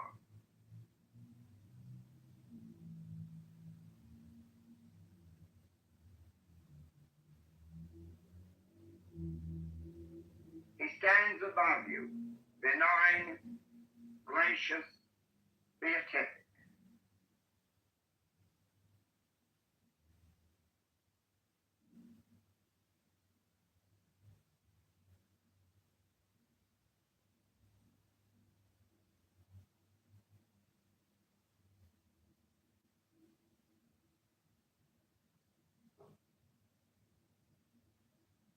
Inhale, long for, yearn for, and aspire towards this great being who is yourself made perfect.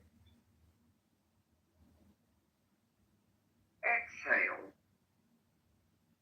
Imagine and feel this divine spiritual figure descending, occupying your body, your mind, your soul.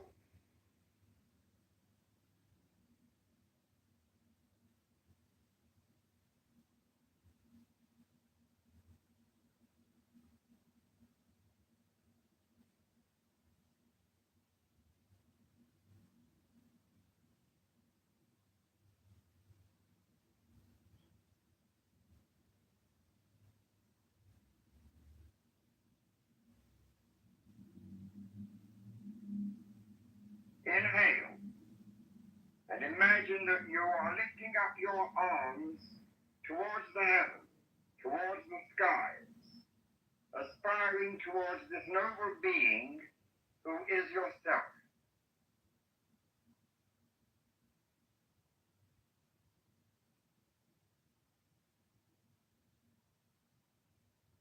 Exhale. Feel the air going out of your body and your higher self, your angel, descending into you.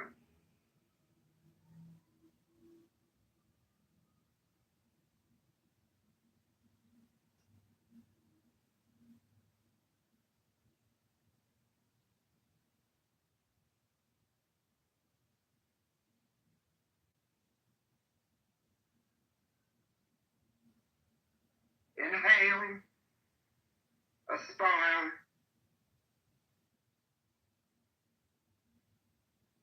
exhale, you are one.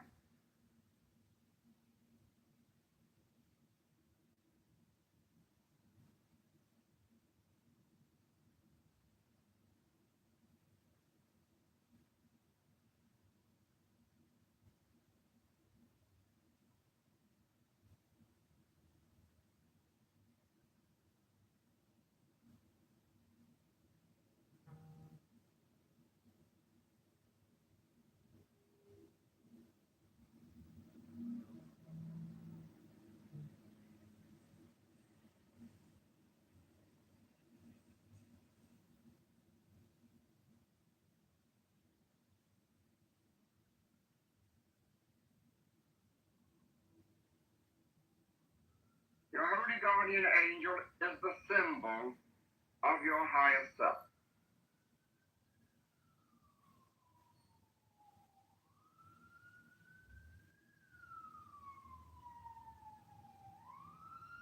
Imagine and visualize him there, as he always is, ready to help you and guide you throughout life.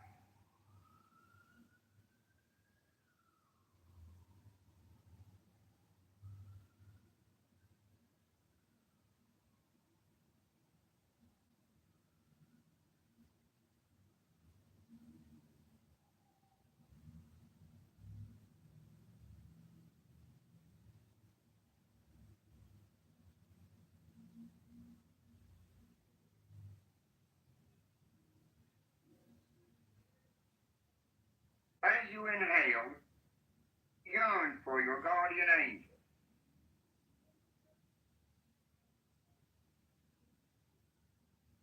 As you exhale, feel your angel coming down, occupying you, filling you, as your breath goes out.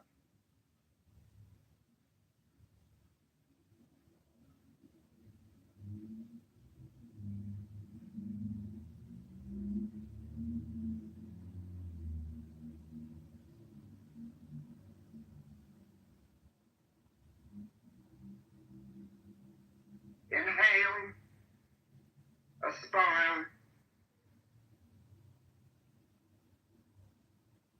exhale, you are one.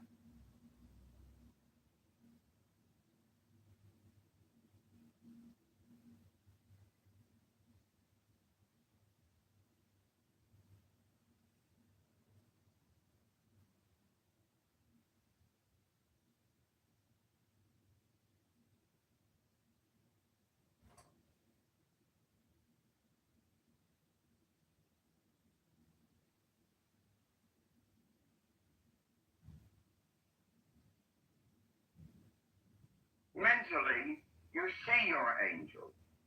You feel his presence, handsome, beautiful, robed in brilliant, scintillating white light.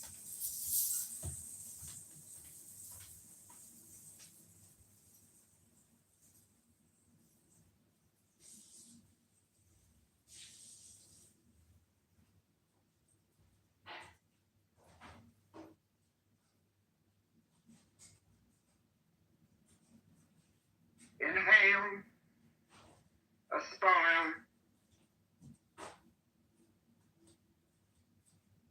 exhale, you are one.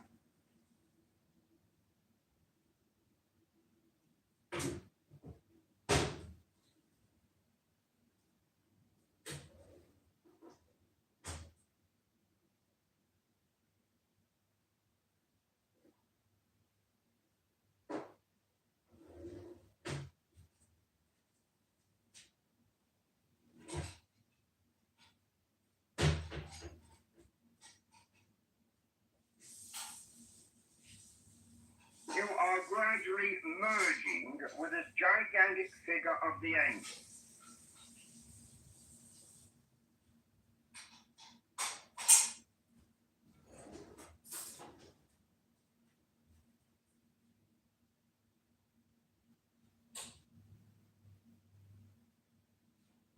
This is your higher self, your guardian angel, desiring to be with you, and you to become united with him.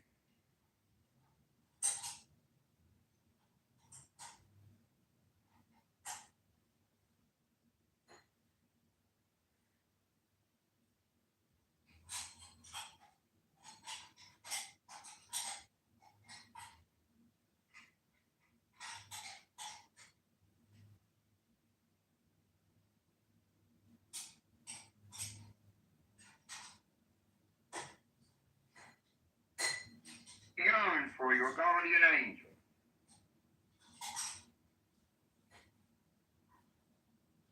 You and your holy guardian angel are one.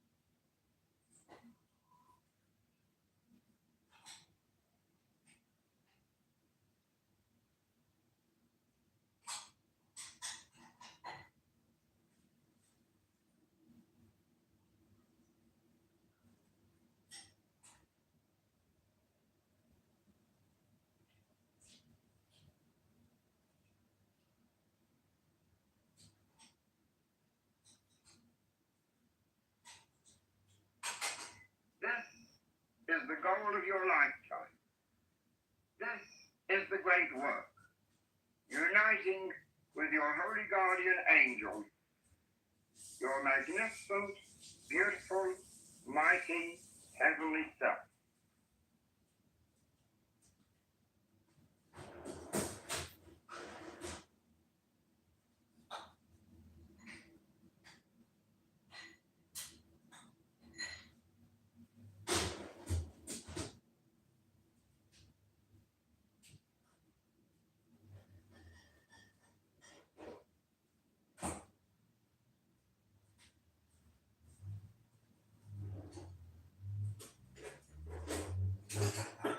Meditate quietly.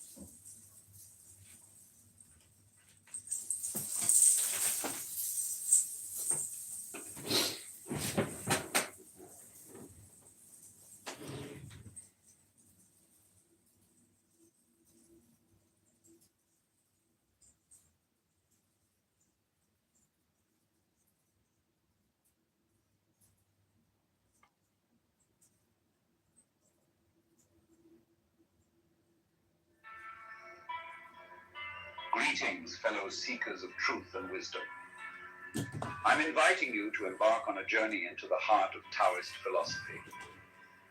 As an uncarved block holds the potential for all things, so too does the Tao Te Ching, a timeless text that reveals the mysteries of existence in the simplest yet profoundest ways.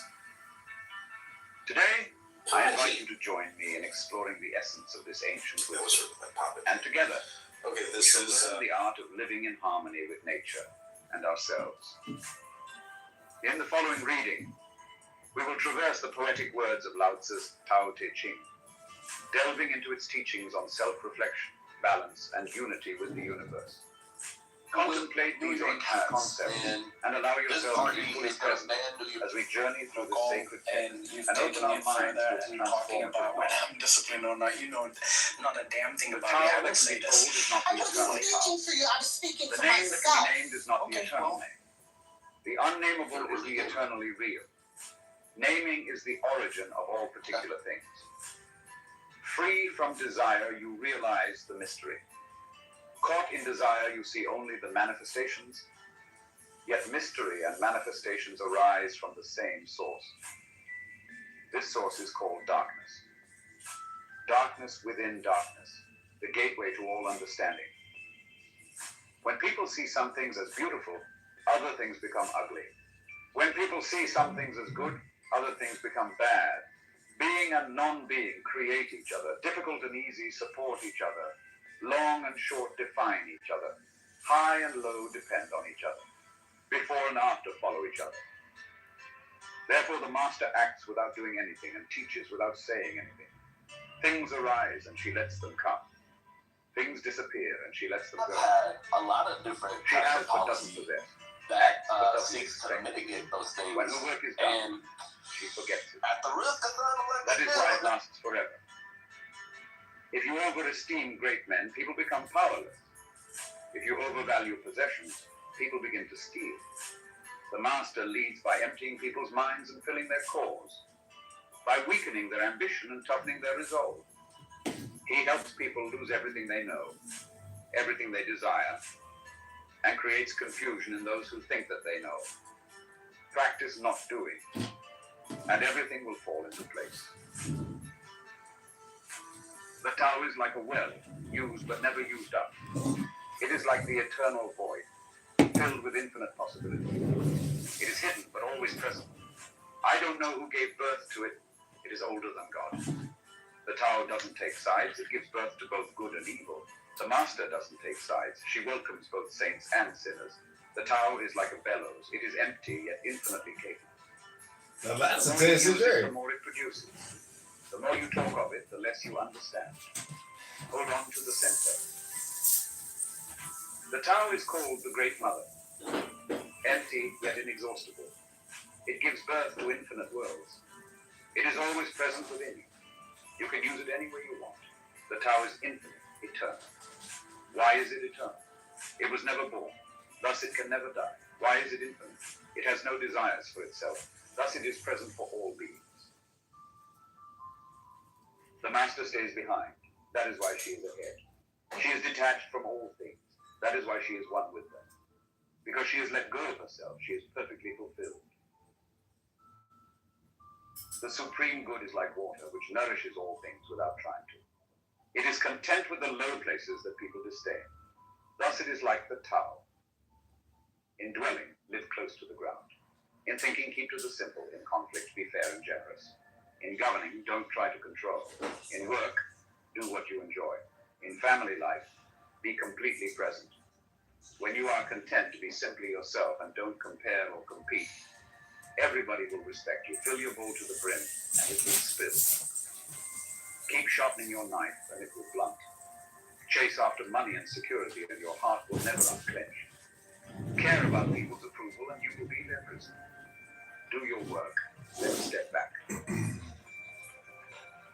The only path to serenity. Can you coax your mind from its wandering and keep to the original oneness? Can you let your body become supple as a newborn child? Can you cleanse your inner vision until you see nothing but the light? Can you love people and lead them without imposing your will? Can you deal with the most vital matters by letting events take their course? Can you step back from your own mind and thus understand all things? Giving birth and nourishing, having without possessing, acting with no expectations, leading and not trying to control. This is the supreme virtue. We join spokes together in a wheel, but it is the center hole that makes the wagon move. We shape clay into a pot, but it is the emptiness inside that holds whatever we want. We hammer wood for a house, but it is the inner space that makes it livable. We work with being, but non-being is what we use. Colors blind the eye, sounds deafen the ear, flavors numb the taste, thoughts weaken the mind, desires wither the heart. The master observes the world but trusts his inner vision. He allows things to come and go. His heart is open as the sky. Success is as dangerous as failure. Hope is as hollow as fear. What does it mean that success is as dangerous as failure? Whether you go up the ladder or down it, your position is shaky. When you stand with your 2 feet on the ground, you will always keep your balance. What does it mean? That hope is as hollow as fear. Hope and fear are both phantoms that arise from thinking of the self. When we don't see the self as self, what do we have to fear? See the world as yourself. Have faith in the way things are. Love the world as yourself. Then you can care for all things. Look, and it can't be seen. Listen, and it can't be heard. Reach, and it can't be grasped. Above, it isn't bright. Below, it isn't dark. Seamless, unnameable. It returns to the realm of nothing. Form that includes all forms, image without an image, subtle, beyond all conception. Approach it, and there is no beginning. Follow it, and there is no end. You can't know it, but you can be it, at ease in your own life. Just realize where you come from. This is the essence of wisdom. The ancient masters were profound and subtle. Their wisdom was unfathomable. There is no way to describe it. All we can describe is their appearance. They were careful as someone crossing an iced-over stream, alert as a warrior in enemy territory, courteous as a guest, fluid as melting ice, shapeable as a block of wood, receptive as a valley, clear as a glass of water. Do you have the patience to wait till your mud settles and the water is clear? Can you remain unmoving till the right action arises by itself? The master doesn't seek fulfillment, not seeking, not expecting. She is present and can welcome all things. Empty your mind of all thoughts. Let your heart be at peace. Watch the turmoil of beings, but contemplate their return. Each separate being in the universe returns to the common source. Returning to the source is serenity. If you don't realize the source, you stumble in confusion and sorrow. When you realize where you come from, you naturally become tolerant, disinterested, amused, kind-hearted as a grandmother, dignified as a king. Immersed in the wonder of the Tao, you can deal with whatever life brings you, and when death comes, you are ready. When the master governs, the people are hardly aware that he exists. Next best is a leader who is loved. Next, one who is feared. The worst is one who is despised. If you don't trust the people, you make them untrustworthy. The master doesn't talk. He acts. When his work is done, the people say, "Amazing, we did it all by ourselves." When the great Tao is forgotten, goodness and piety appear. When the body's intelligence declines, cleverness and knowledge step forth. When there is no peace in the family, filial piety begins. When the country falls into chaos, patriotism is born. Throw away holiness and wisdom, and people will be 100 times happier. Throw away morality and justice, and people will do the right thing. Throw away industry and profit, and there won't be any thieves. If these three aren't enough, just stay at the center of the circle and let all things take their course. Stop thinking and end your problem. What difference between yes and no? What difference between success and failure? Must you value what others value? Avoid what others avoid? How ridiculous. Other people are excited, as though they were at a parade. I alone don't care. I alone am expression. Like an infant before it can smile. Other people have what they need. I alone possess nothing. I alone feel without, like someone without a hope. I'm like an idiot. My mind is so empty. Other people are bright. I alone am dark. Other people are sharper. I alone am dull. Other people have a purpose. I alone don't know. I drift like a wave on the ocean. I blow as aimless as the wind. I am different from ordinary people. I drink The master keeps her mind always at one with the Tao. That is what gives her her radiance. The Tao is ungraspable. How can her mind be at one with it? Because she doesn't cling to ideas. The Tao is dark and unfathomable. How can it make her radiant? Because she lets it. Since before time and space were, the Tao is. It is beyond, is and is not. How do I know this is true? I look inside myself and see. The master, by residing in the Tao, sets an example for all beings. Because he doesn't display himself, people can see his light. Because he has nothing to prove, people can trust his word. Because he doesn't know who he is, people recognize themselves in him. Because he has no goal in mind, everything he does succeeds. When the ancient masters said, if you want to be given everything, give everything up, they weren't using empty phrases. Only in being lived by the Tao can you be truly yourself. Express yourself completely, then keep quiet. Be like the forces of nature. When it blows, there is only wind. When it rains, there is only rain. When the clouds pass, the sun shines through. If you open yourself to the Tao, you are at one with the Tao, and you can embody it completely. If you open yourself to insight, you are at one with insight, and you can use it completely. If you open yourself to loss, you are at one with loss, and and you can accept it completely. Open yourself to the Tao, then trust your natural responses, and everything will fall into place. He who stands on tiptoe doesn't stand firm. He who rushes ahead doesn't go far. He who tries to shine dims his own light. He who defines himself can't know who he really is. He who has power over others can't empower himself.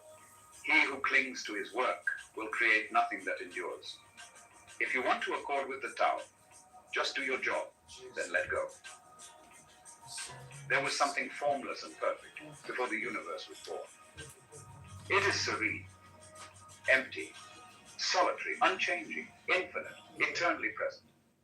It is the mother of the universe. For lack of a better name, I call it the Tao. It flows through all things, inside and outside, and returns to the origin of all things. The Tao is great, the universe is great, Earth is great, man is great. These are the four great powers. Man follows the Earth. Earth follows the universe. The universe follows the Tao. The Tao follows only itself. The heavy is the root of the light. The unmoved is the source of all movement. Thus the master travels all day without leaving home. However splendid the views, she stays serenely in herself. Why should the lord of the country flit about like a fool? If you let yourself be blown to and fro, you lose touch with your root. If you let restlessness move you, you lose touch with who you are. A good traveler has no fixed plans and is not intent upon arriving. A good artist lets his intuition lead him wherever it wants. A good scientist has freed himself of concepts and keeps his mind open to what is. Thus the master is available to all people and doesn't reject anyone. He's ready to use all situations and doesn't waste anything. This is called embodying the light. What is a good man but a bad man's teacher? What is a bad man but a good man's job? If you don't understand this, you will get lost, however intelligent you are. It is the great secret. Know the male, yet keep to the female. Receive the world in your arms. If you receive the world, the Tao will never leave you, and you will be like a little child. Know the white, yet keep to the black. Be a pattern for the world. If you are a pattern for the world, the Tao will be strong inside you, and there will be nothing you can't do. Know the personal, yet keep to the impersonal. Accept the world as it is. If you accept the world, the Tao will be luminous inside you, and you will return to your primal self. The world is formed from the void, like utensils from a block of wood. That was a lot of power outages and shit, is that what man? Thus she can Not even just that, it's just the time frame to schedule it for these trainings for us to come in. It's like, oh, if you tamper with it, you'll ruin it. If you treat it like an object, you'll lose it. There's a time for being ahead, a time for being behind, a time for being in motion, a time for being at rest, a time for being vigorous, a time for being exhausted, a time for being safe, a time for being in danger. The master sees things as they are, without trying to control them. She lets them go their own way, and resides at the center of the circle. Whoever relies on the Tao in governing men doesn't try to force issues or defeat enemies by force of arms. For every force, there is a counterforce. Violence, even well-intentioned, always rebounds upon oneself. The master does his job and then stops. He understands that the universe is forever out of control, and that trying to dominate events goes against the current of the Tao. Because he believes in himself, he doesn't try to convince others. Because he is content with himself, he doesn't need others' approval. Because he accepts himself, the whole world accepts him. Weapons are the tools of violence. All decent men detest them. Weapons are the tools of fear. A decent man will avoid them except in the direst necessity, and if compelled will use them only with the utmost restraint. Peace is his highest value. If the peace has been shattered, how can he be content? His enemies are not demons, but human beings like himself. He doesn't wish them personal harm, nor does he rejoice in victory. How could he rejoice in victory and delight in the slaughter?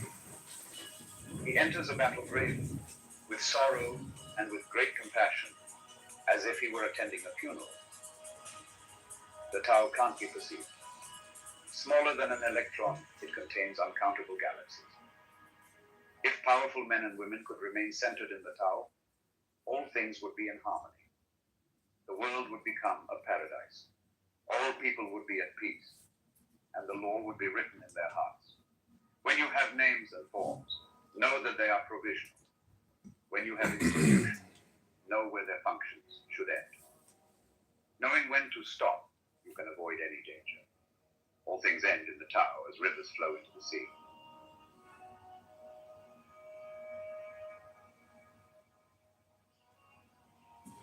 Knowing others is intelligence.